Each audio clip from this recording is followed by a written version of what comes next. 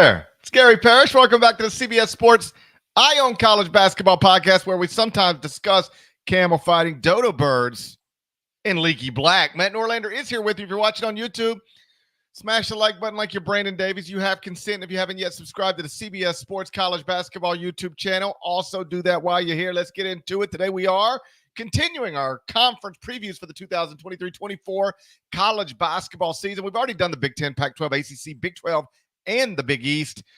Now we're going to turn our attention to the SEC, where most assume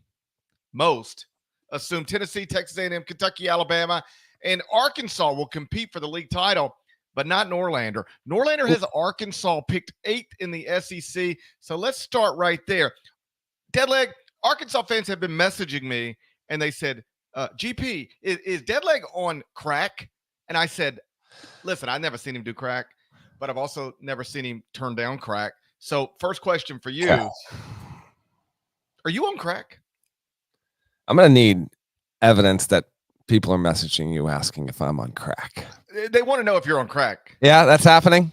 Yeah. That is the exact drug they want to know if you're on. Yeah. They do not want to know if you're on heroin. They do not want to know if you're on fentanyl. They want to know if you're on crack. I'm not, nor have I ever been, nor ever remotely tempted. So we're in the clear on that. This isn't such a wild prediction, by the way. In Must We Trust, when did you decide that you would abandon In Must We Trust? December 27th, 2021. Oh, that's a bad time to do it. Yeah. Well, that's a bad time to do it. Okay. Reminder. This is a very good league. You can finish top 10 and still be a pretty good program, but Arkansas a season ago arguably had more talent than it will have this season.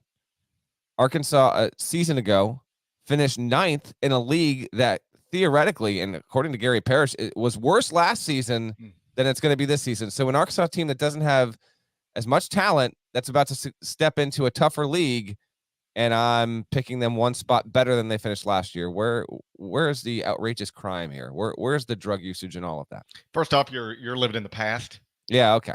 I don't like to live in the past. Anthony I like Black, to live in the present. 6th pick overall. Nick Smith, another top 20 pick. They're gone. You're living in the past. Yeah, exactly. I'm living in reality is what I'm living in. Okay, first off, their best veteran player got hurt. Their highest rated freshman was hurt, if not most of the season, much of the season. Sounds like you're living in the past. No, I'm explaining that ninth place finish. Yeah, okay. If you have Trayvon Brazile and Nick Smith healthy all year, they probably never lose a game. Well, that's incorrect. Arkansas would not have run the table. They would have probably run the table. And rather than acknowledge that, you're picking them 8th in the SEC. That's disrespectful to Khalif Battle. Khalif wasn't a part of this team last season, so he's going to have to prove it for me. No, I'm saying, have we not established? I'm looking ahead. You're living in the past. What you've done is submitted a ballot that is wildly disrespectful to Khalif Battle. Okay. Well, as we'll you think he came all the way to Fayetteville, Arkansas to finish 8th in the SEC? Of course he didn't, but what you want and what winds up happening are two separate things. Can we credit the outlet, by the way? I don't have it up on my computer, but you passed it along. We did a summer shoot-around episode on the Hogs. Again, this was like 10 weeks ago now, 12 weeks ago. It was a long time ago. But it was only until a couple weeks ago that this outlet decided to aggregate.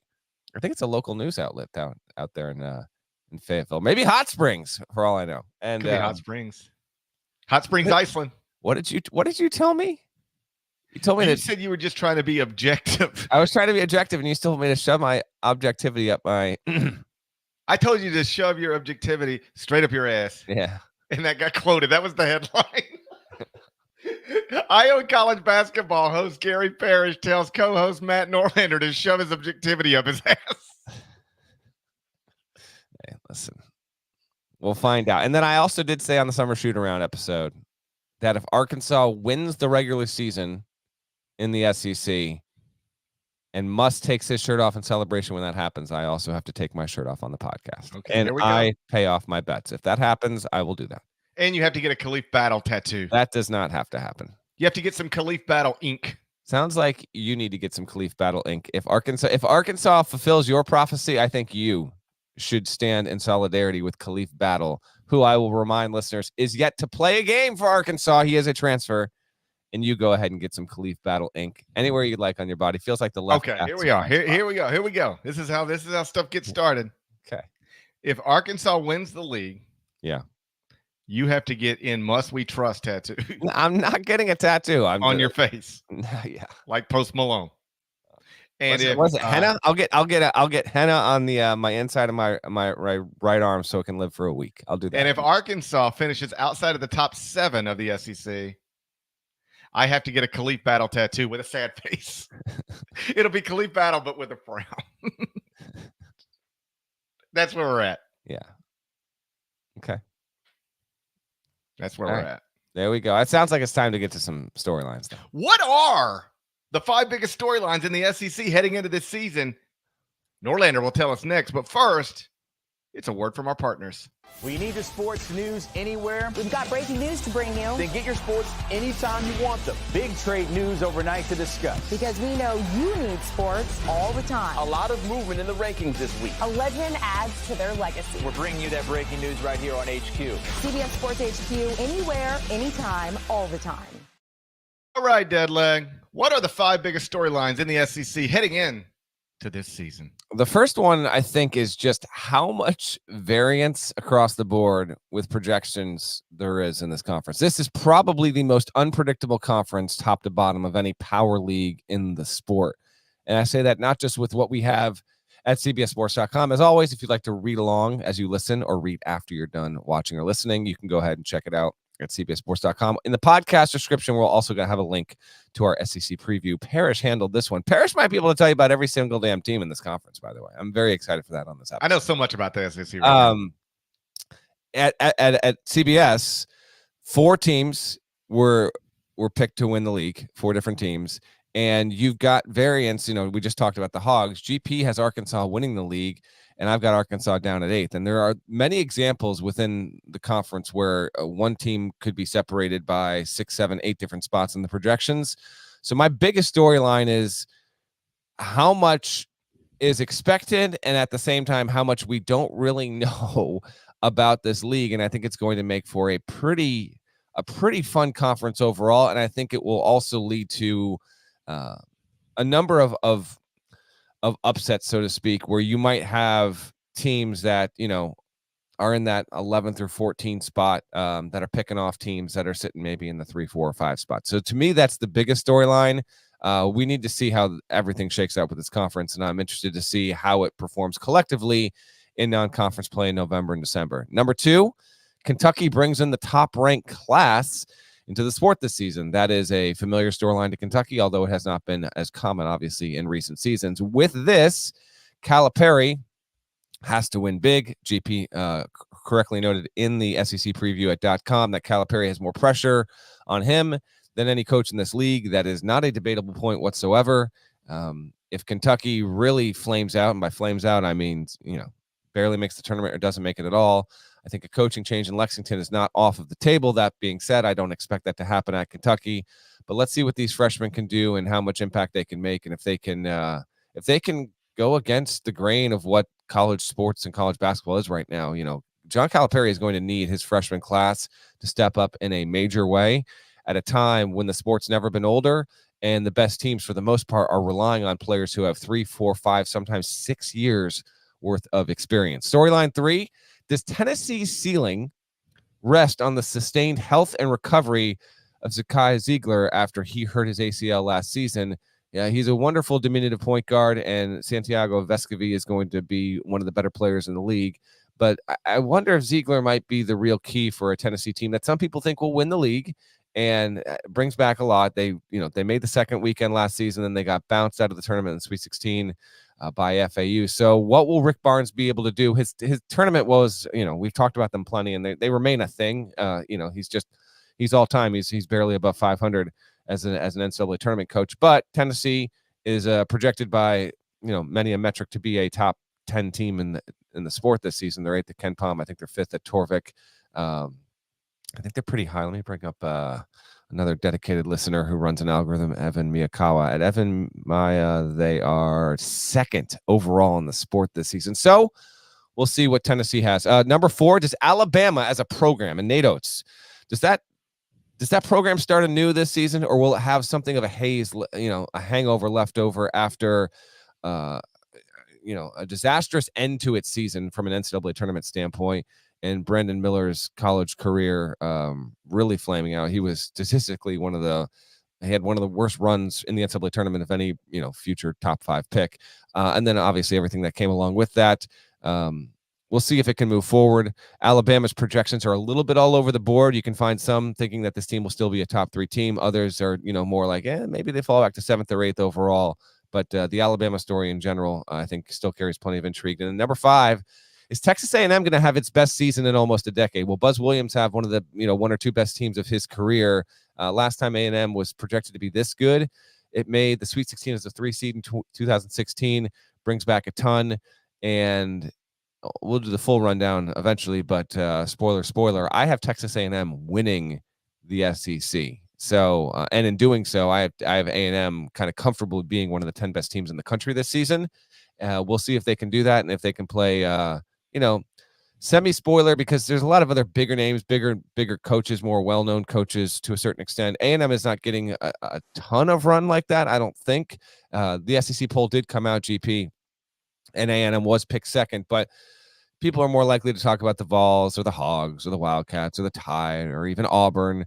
But I like what A&M's got this season, and I think it's got a real chance to be a Final Four contender. Those are my 5 SEC storylines. Well, despite your crack addiction, I agree with you that it is wide open. I did pick Arkansas to win the league. You picked Texas A&M. I think there's at least 5 and maybe more.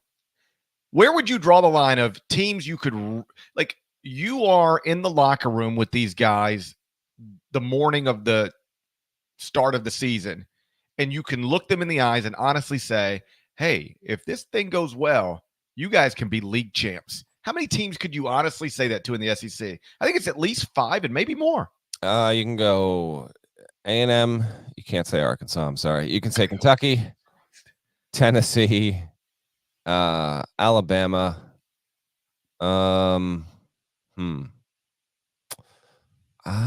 I think that's probably, I don't know if like the likes of, now these teams I think are going to be good. Like Auburn will be solid. Florida should be improved.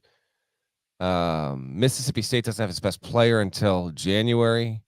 But if you want, 5 is a fair number. I don't know about other teams in that, but I do think that the battle to be like, around that 2, 3, 4 range, that's where I think you get into like, honestly, this league could be 10 deep when it comes to that. Okay. Zakai Ziegler, you mentioned at Tennessee. Obviously, with him in the lineup last season, they were flawed, but good enough to beat literally anybody. When he went down, they lost a lot offensively. They didn't have shot creators and playmakers. And, again, I think you called him a diminutive.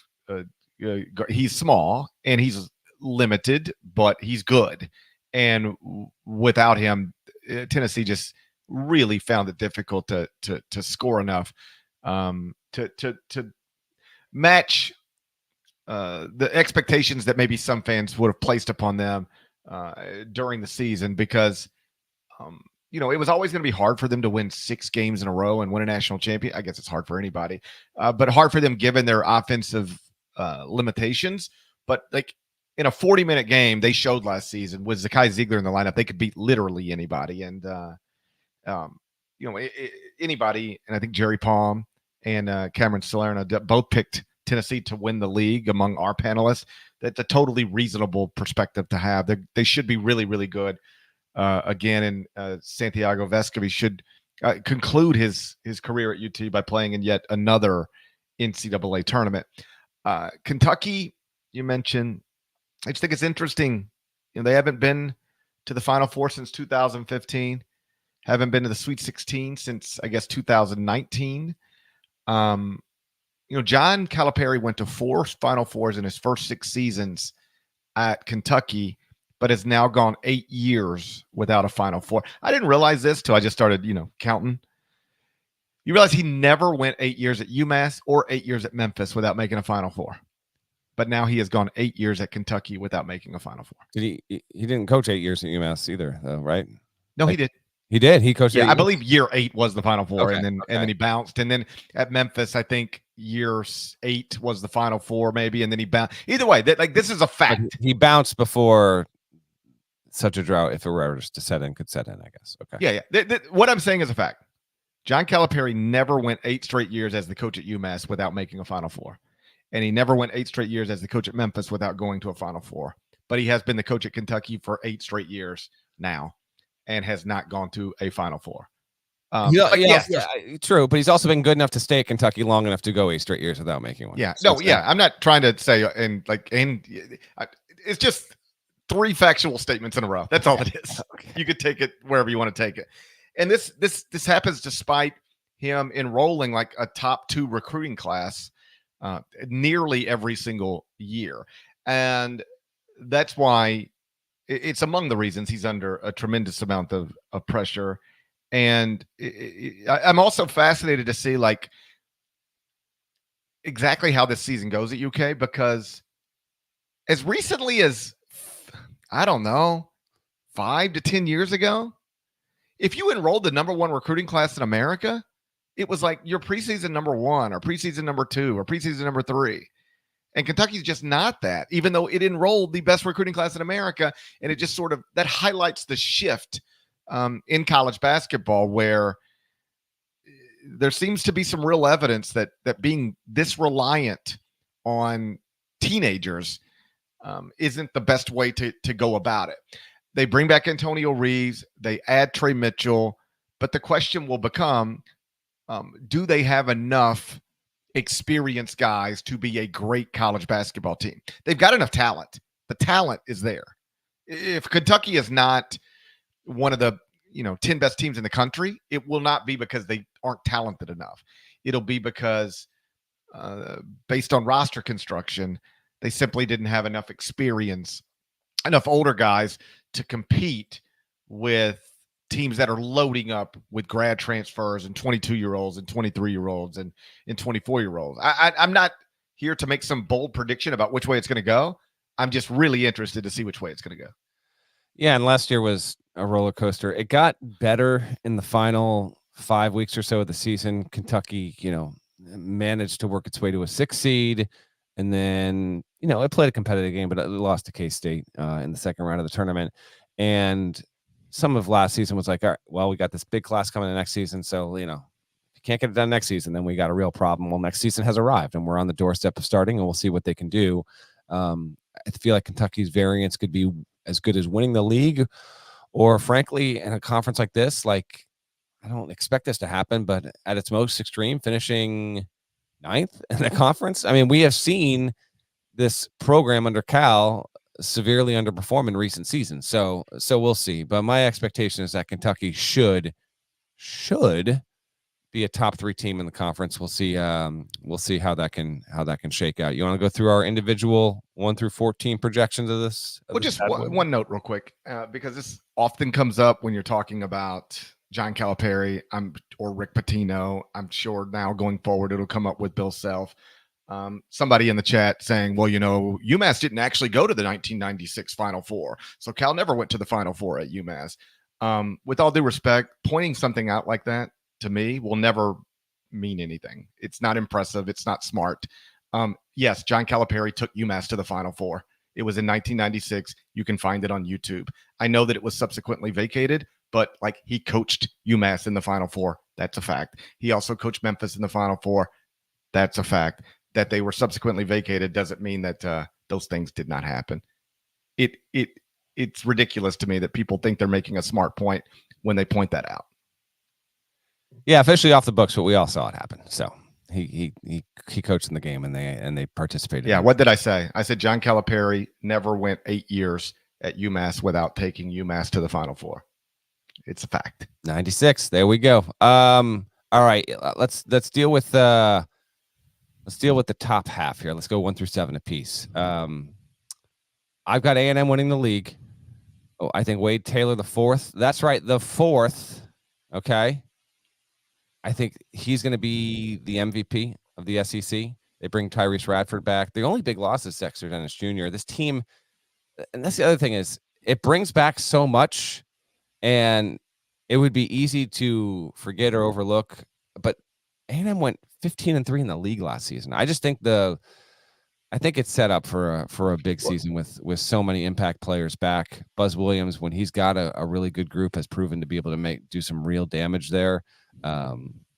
And there's loaded with juniors and seniors on this team. Yes, and this is as you know, you submit a ballot, and then I start looking back at it, and I go, ooh, maybe I got.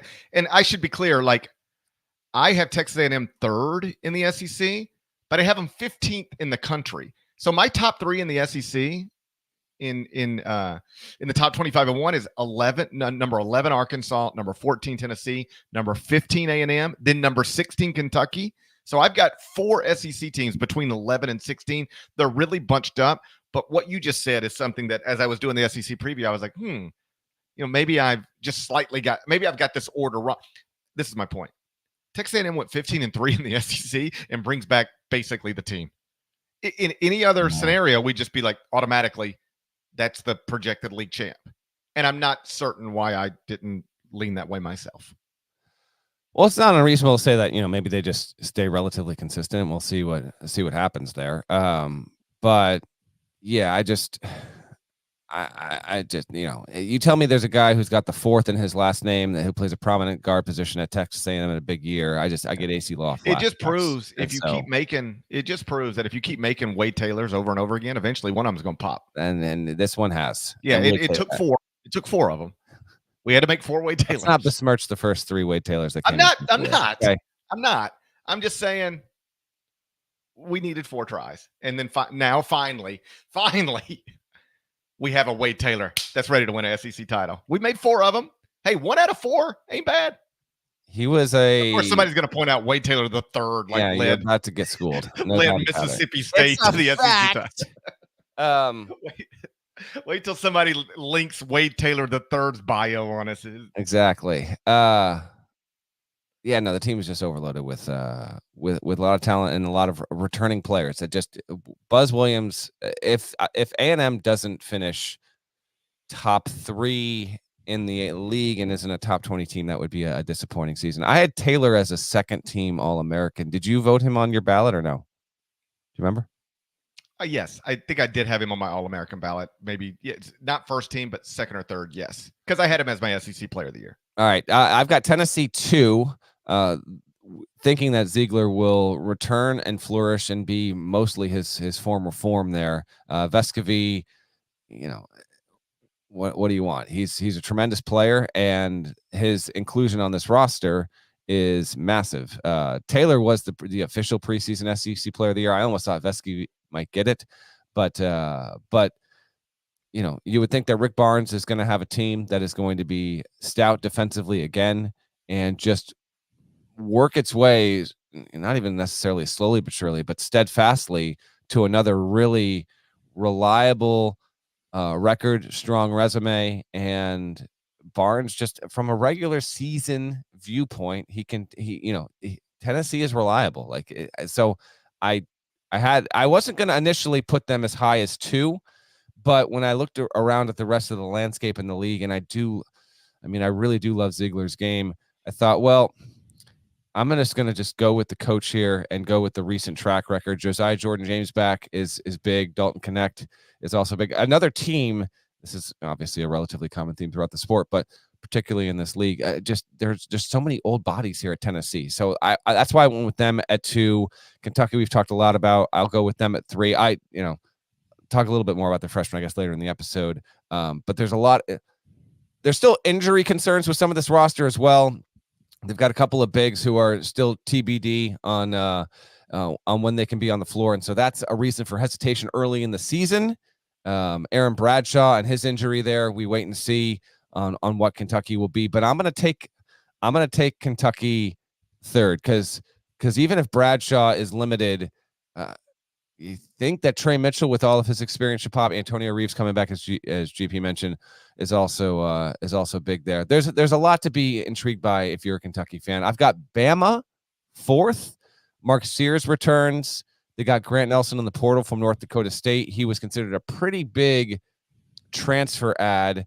I almost wonder if, for all of the Nelson hype, if Aaron Estrada from Hofstra might not be the more impactful transfer at the end of the day. Nate Oates loves him. Who does? Nate Oates. Oh, he loves him? You didn't see the quote? I think I saw something where people thought he was throwing a shot at Quinterly, but that turned out to not be the case or something like that. He certainly denied that was the case. Yeah. It was just a quote that it was one of those quotes. I'm paraphrasing here, but it was basically Aaron Estrada's been great. It's just really nice to have a point guard where you don't have to beg him to, come to work every day. Something like, to play hard every day. Yeah. And people, took that they interpreted it as, is that a shot at Javon Quinterly? And Nate came back and said that it wasn't. I guess I'll say this. I can understand why people thought that it might be a shot at Javon Quinterly, but I'm not certain that it was. If Nate says that it wasn't, I'll take him at his word. I am taking Bama fourth here, largely based on what Oates has done in the regular season since getting there, because Brendan Miller out, Quinterly out, Charles Bediako out, Noah Clowney gone, even Damari Burnett, Jaden Bradley, they're all gone. So they bring in a lot. Now, Nelson and Estrada are by far the two biggest names. And then there's some smaller conference transfer, Latrell Wrightsell Jr., who comes in. I don't know how much of an impact he will or won't have. Rylan Griffin returns.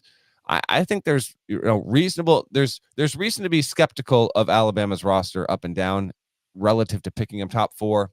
I'll just go top four because after that, I'll be quicker on this, and then you give me your 1 through 7. And I did get a little. Listen.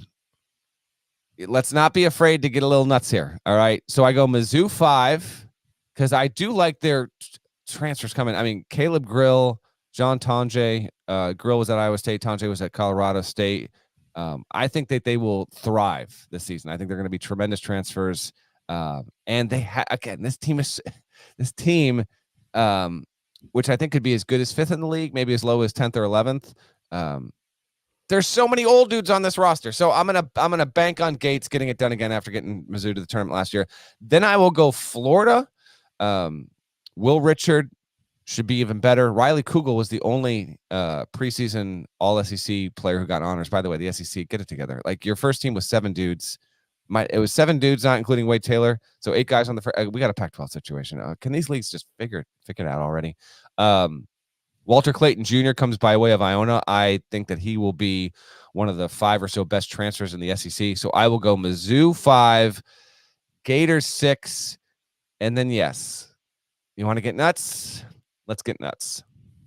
Mike White has never had bad back-to-back seasons in his entire head coaching career. Georgia is picked. He's never coached Georgia back-to-back seasons. Let's be also honest. True.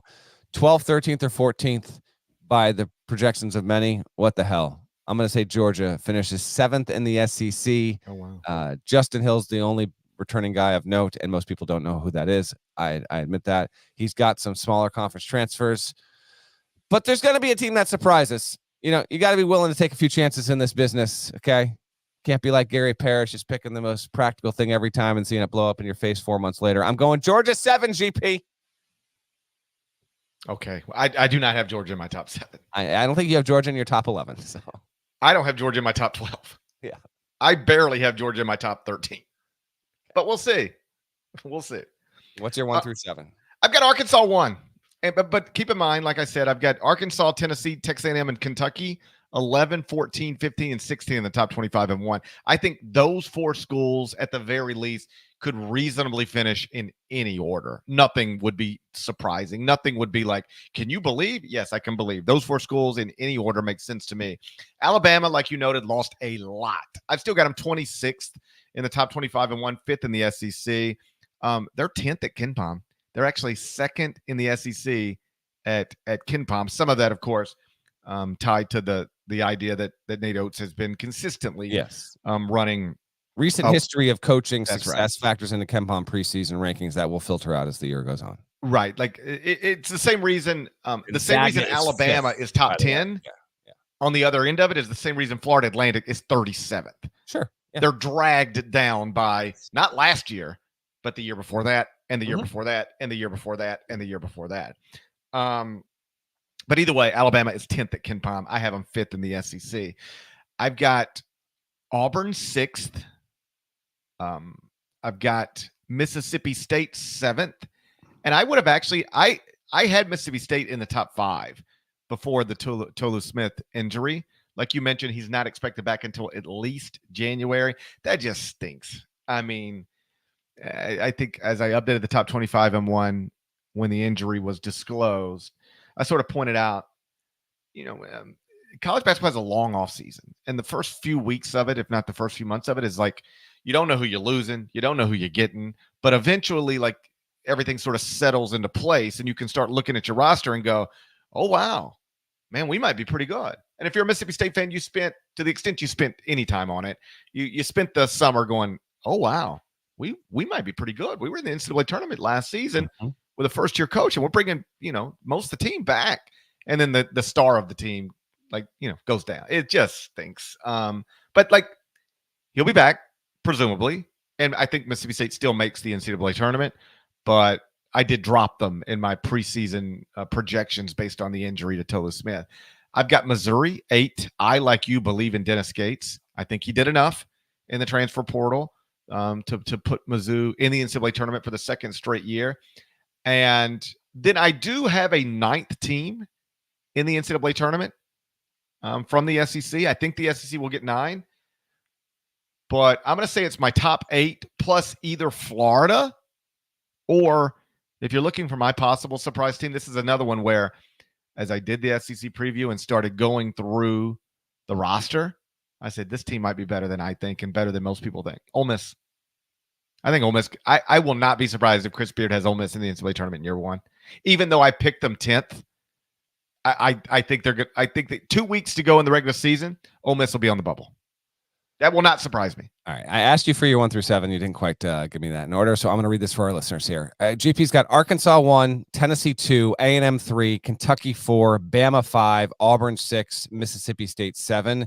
You and I do not have the same team in the same spot, except for Tennessee. We both think Tennessee will finish 2nd. That's because you're on crack, according to Arkansas fans. I'm scrolling fans. down this. We don't have the same team in the same spot again until Gamecocks at 14. I agree with you on this with Ole Miss and reconsidering. When I sent in my SEC projection, I put Ole Miss, I put them 12 behind LSU. And in my top 101 preseason teams, that will not be the same. I will have Ole Miss ahead of LSU. They still don't know if they have Musa Cisse eligible. He's a 2-time transfer as an undergrad, so they still wait on that. But Matthew Morrell coming back, Jamarian Sharp coming in, Alan Flanagan transferring over, and getting him eligible is also big. There's obviously enough there, and there's the hiring Beard and all that comes with that, and it's not exactly an uplifting college basketball story. But if you look at what he does as a coach, then Ole Miss it's not out of the question that with the roster, Ole Miss could turn into a top 7 team in the league. I just first year situation. We'll see how everything settles there. I sold on them being a tournament team, but it is not outside of the realm of possibility. When I was saying before, like you could have teams, in that 11 range that are, picking off teams like 3rd or 4th. There's the best example of that. Yeah, how about this? And you just look at the roster, Ole Miss has more recognizable players. Like you just know their names for the casual college basketball fan. Yes. Than like most teams in the SEC. Now you got former 5-star guys who have been if you follow good players on NCAA tournament teams. Yes. There's a lot of if I were redoing the order right now, I might have Ole Miss in my top 8. Well, I guess stay tuned because he's got 3 more weeks, less than 3 weeks at the start of the season. Maybe he'll bump him in your top 25 and 1 by November 5th. We'll wait and see on that. We'll see. Bottom half of the league, yeah. So I've got Arkansas 8. Devo Davis, an important player in the mix here. Tremont Mark coming over. I think that's big. I think the return of Brazil is what I'm most interested in because he had a really good start last season. And he is owed most of the credit for that.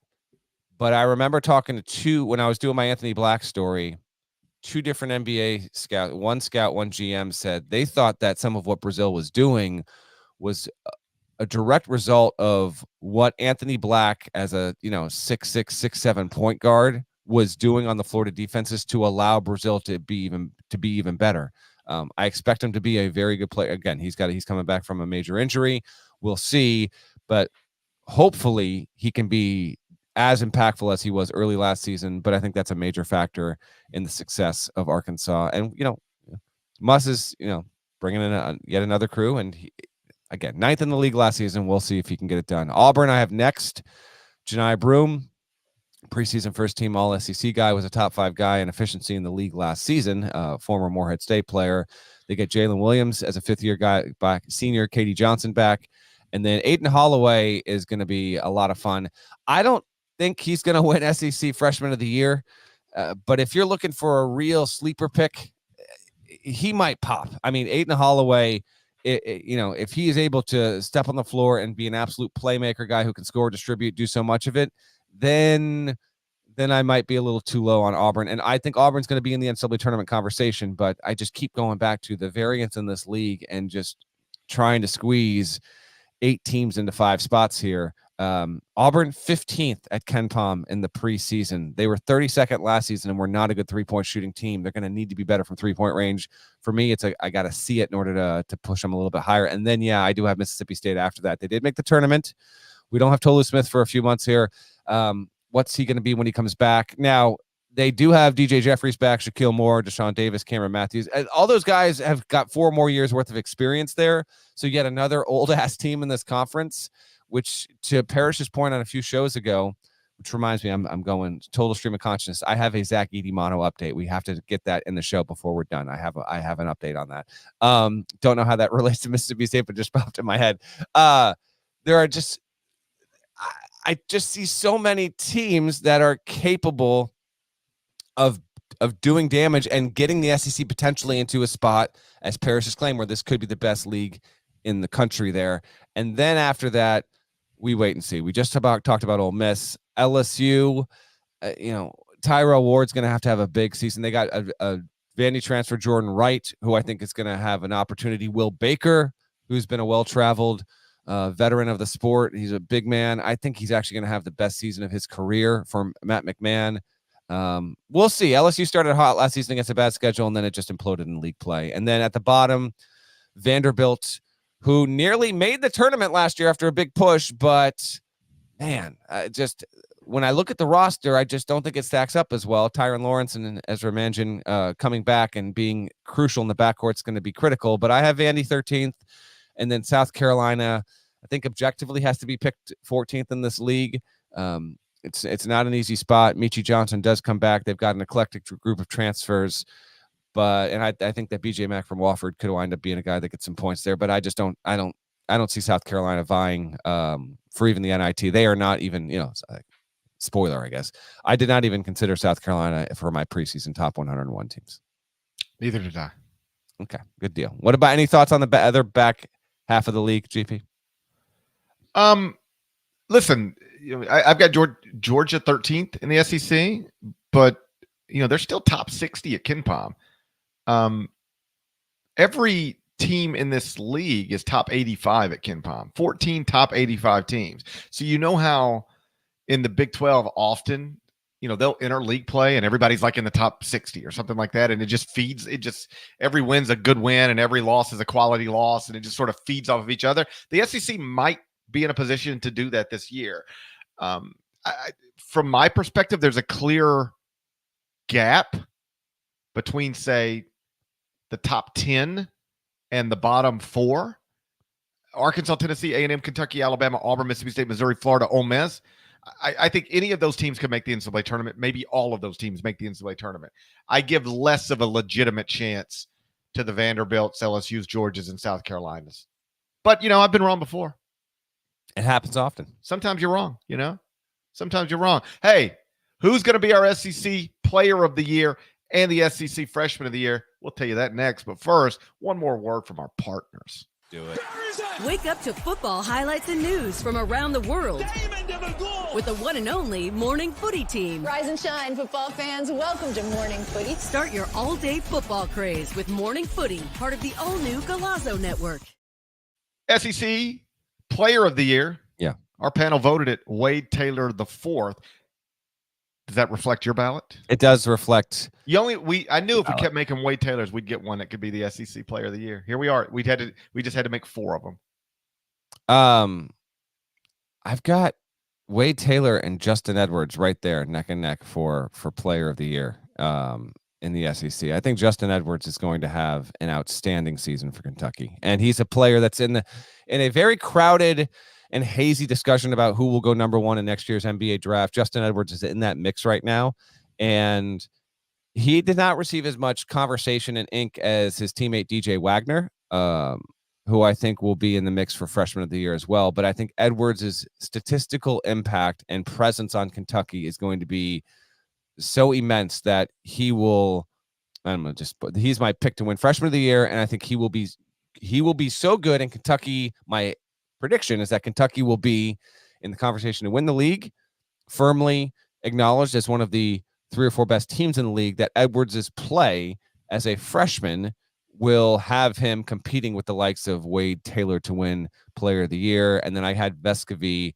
3rd on my overall ballot, but there are a lot of nominees, and it kind of depends on how you see the league shaking out, because usually if you're going to win Player of the Year, you got to be on team 1, 2, or 3 in the standings. There are occasional outliers at the league Player of the Year level, but that's really what you should be looking for here. And so my ballot reflects that. What about you? I got Wade Taylor as at the top of my ballot for SEC Player of the Year. I went Janai Broome 2nd. I think Auburn's going to be good, and I think he's going to be terrific. And then I've got Justin Edwards 3rd.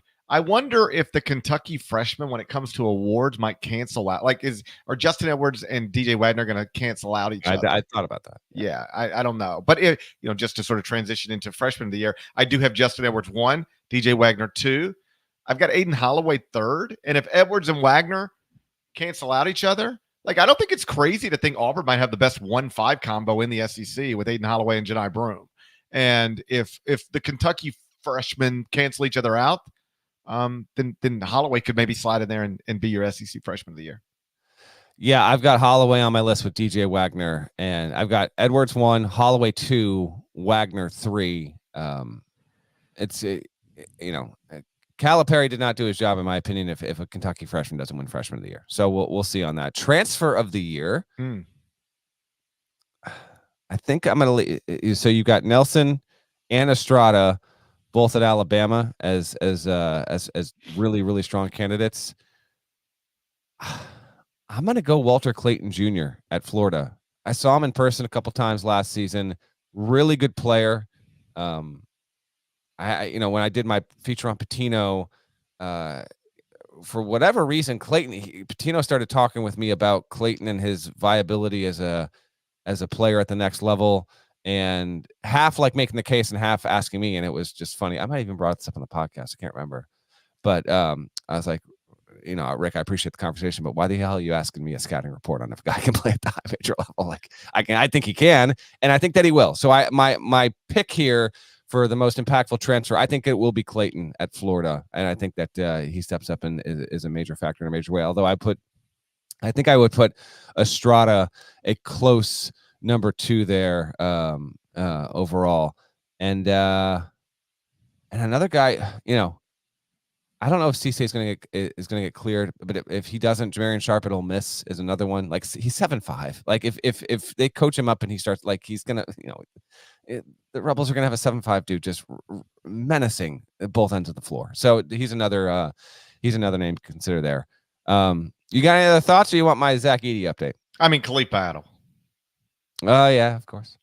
I feel like I have to say Ron Marco may also be in there. I just don't know. I mean, I would probably give me Alabama's transfers, and one of them I think will be transfer of the year, Estrada or Nelson. I would lean Nelson, but yeah. But we'll see. If it ends up being Estrada, that would make sense too. They've got 2 of the best transfers in the country in Tuscaloosa right now. What's your Zach Edey story?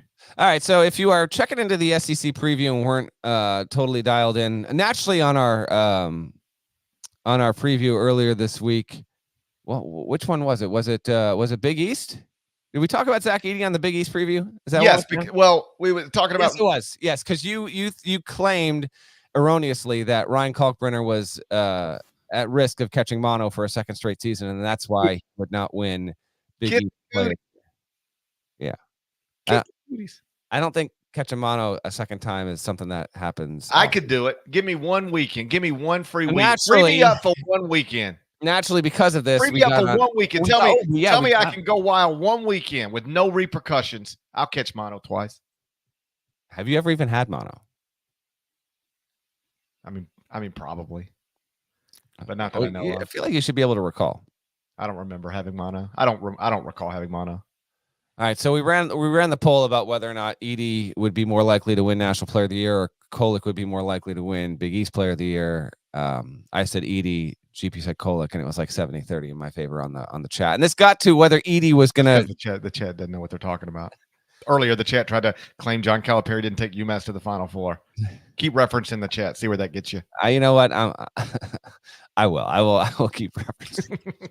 I'll keep referencing the chat. Okay, so because of this, I said I would check in with Mama Edey, Julia Edey, and ask. So first of all, and I listen when if I say it, can you imagine this woman? Somebody from CBS Sports is trying to ask me if my son's ever had mononucleosis. I said I would do it, so I did. I texted her, and we've communicated, over the course of the past, 8 months or whatever. I did some, features on Zach. I got to know Julia, I met her, and all this good stuff. She's tremendous mother. She went and followed Zach and watched him play overseas for Team Canada this year. She's having a wonderful 2023. So, sure. So I did text her and said, listen, Julia, this is random, and I'm going to give you context, but I've got this co-host who's on crack on this podcast, and he gets into he gets onto these tangents. So, I tried to condense it as short as possible. It was, which means it's probably an 11-minute read, an 11-minute read on your text to Zach Edey's mom. No, I kept it pretty succinct there, and she said Zach has never had mono as far as she knows. But now you have me worried that you guys may jinx him, and I said I will take all the blame if that happens. So Zach Edey has never had mono, and if you want that to affect his chances either way for winning National Player of the Year again, take that into account. We did release our All-American teams and National Player of the Year pick earlier this week. We might get into that a little bit closer to the start of the season, but Edey, of course, was our preseason National Player of the Year, and he was the only player to receive unanimous support as a first-team All-American. So there you go. There's your heard it here first on the Eye on College Basketball Podcast. Zach Edey never had the kissing cooties, as GP calls it. Somebody has to aggregate that. Eye on College Basketball Podcast, Zach Edey's never had mononucleosis. Host claims. Citing a fairly reliable source. Mother tells podcast Zach Edey's never had mononucleosis. Yes. You know how many teams have finished in the top 25 at KenPom since 2016? You said it was 63, right? Yeah. Yeah. Indiana hadn't. Oh, gosh. Was that you bringing that back in? Yeah, I just popped into my head. Also, how many different schools have been to the Final Four since the last time Kentucky was in the Final Four? We did this. Can't do that with Indiana. It's like we'd be here all day. But with Kentucky, how many do you think it is? Did you ask me this on the show? Nope. Okay. So we got trivia time? Trivia time. How many different schools have been to the Final Four since the last time Kentucky, Big Blue Nation, has been to the Final Four? Well, you can just ask me how many schools. Different schools is redundant. Yeah, no, but I want to know how many different. Oh, okay. That's actually the type of thing that I would get caught up on. I know. Okay. I reject it when you do it to me, but it is the type people of do thing it all the time. I just let it go. But if I ever thought about it, I would be bothered about it. My kids do this too. My kids will never say, I watched the whole movie or I watched the entire movie. Everything is, I watched the whole entire movie. And I'm like, you don't have to say whole and entire. We got it. I cleaned my whole entire plate. Give them, they're not out of grade school yet. Give them a little leeway. Yeah, but you got to teach them young, you know. They got there in 15. What did you ask me about the 19 Final Four? Oh, that was the last time the Big Ten team. Yeah. I'll say, was this in your SEC preview or Yes. No? Oh, yeah, I read it, but I did not retain this number. I'll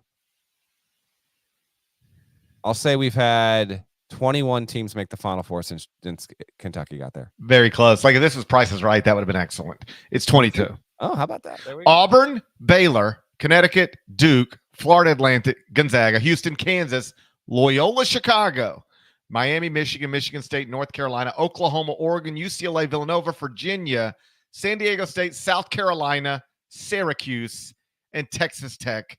Those are the 22 schools that have been to a Final Four more recently than your Kentucky Wildcats. That's why I love this sport, man. That's an awesome, awesome list. This, I think, was our longest conference preview episode yet, which is great. We're going to have a best of the rest episode, as is custom, early next week. So keep an eye on that for your San Diego States and your Gonzagas and your FAU. Speaking of teams that have made the Final Four since Kentucky last made there. And we'll have at least 2 more episodes coming for you next week. Oh, wow. I can't wait. Did you finish your top 101 players list? I haven't finished it. Okay. Well, the deadline's coming. I got to do it. When is the deadline? It's a little more than 2 hours from now. Oh, God. You're done. You're not getting it. You got your show. You're done. Oh, just send me yours and I'll mix up I'm the not order a little sending bit. you mine. Just send me yours. I'll mix up the order a little Stop. bit. I'll move the Arkansas players up from your list. The Marquette players down. We know how I'll just take all the Arkansas players on your list, move them up 20 spots, and call it a day. Right? shout him. Shouts to Devin Downey. Shouts to Chester, South Carolina. Shouts to Terry MF and Teagle, legend. Shouts to Huck Larnell. Thank you, guys, once again for listening, watching Eye on College Basketball Podcast. If you're not subscribed, please go subscribe anywhere you subscribe to podcasts, including Apple and Spotify. 5 stars, nice review. There's more of us than there are of them. That should be reflected in the comments. So knock that out when you get a chance, and we'll talk to you again real soon. Till then, take care.